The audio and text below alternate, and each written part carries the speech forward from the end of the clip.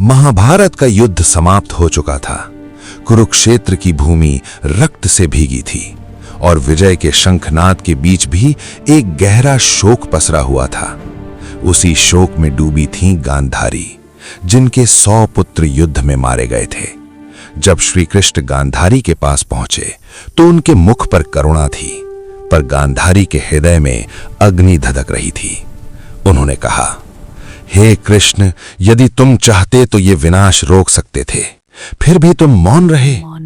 कहा जाता है कि उसी क्षण गांधारी ने श्री कृष्ण को श्राप दिया, जिस प्रकार मेरा वंश नष्ट हुआ है उसी प्रकार तुम्हारा यादव वंश भी नष्ट होगा।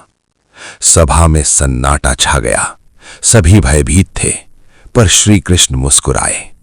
उन्होंने न तो श्राप टाला न उसका विरोध किया, बस इतना कहा, माता, जो होना है वही होगा।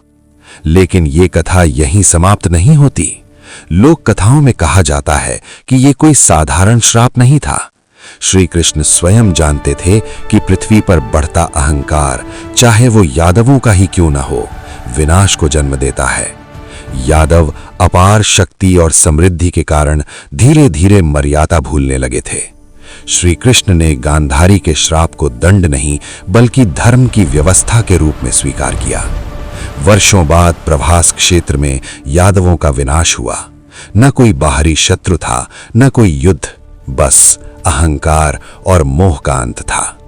जब श्री कृष्ण ने पृथ्वी से विदा ली तो वे जानते थे कि उनका कार्य पूर्ण हो चुका है। यह अनकही कथा हमें सिखाती है कि ईश्वर भी धर्म के नियमों से ऊपर नहीं होते। शक्ति जब मर्यादा खो दे तो उसका अंत निश्चित होता है, और कभी-कभी श्राप भी सृष्टि के संतुलन का माध्यम होता है।